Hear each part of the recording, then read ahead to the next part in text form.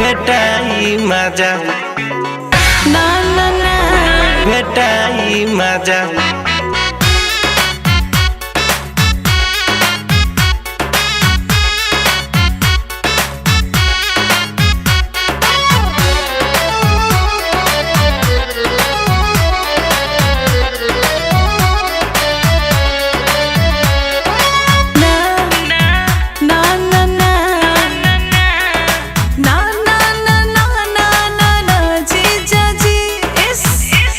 भइल हो तोहर मोट हमर छोट बा दुखाता जीजा तोहर मोट हमर छोट बा दुखाता जीजा तनी डाले दय साली भेटाई मजा तनी डाले दय साली भेटाई मजा हड्डी छोड़ी हमर थोड़ी चरचराता जीजा हड्डी छोड़ी हमर थोड़ी चरचराता जीजा तनी डाले दय साली भेटाई मजा तनी डाले दय साली भेटाई मजा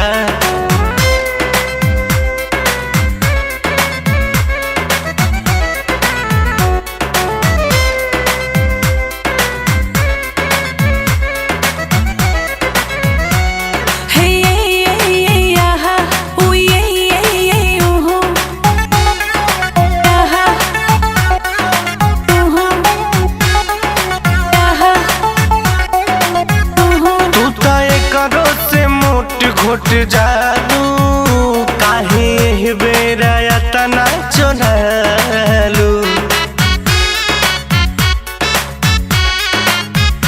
तू तो करो से मोट घोट जालू काहे बेरा तना चोनालू राउर रुखर हमर सुघर पर पराता जीजा राउर रुखर हमर सुघर पर पराता जीजा तनी डाले दय साली भेटाई मजा तनी डाले दय साली भेटाई मजा ना भेटाई मजा ना ना ना भेटाई मजा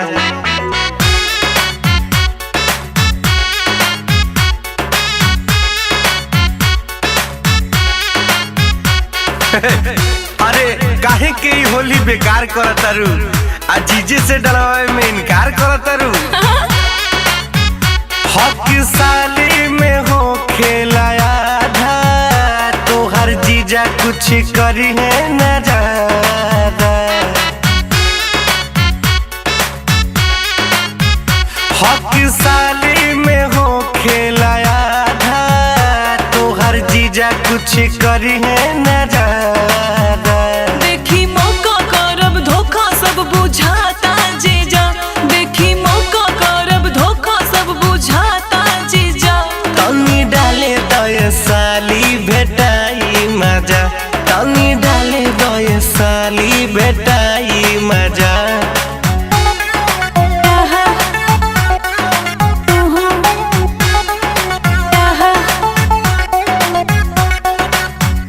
अरे बच के बचा के कुल काम हो जाई आई अभी बुझाई लेकिन बाद में आराम हो जाई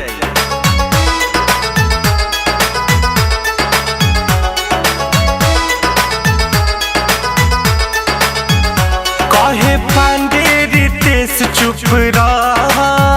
पिचकारी के लोड तनी सा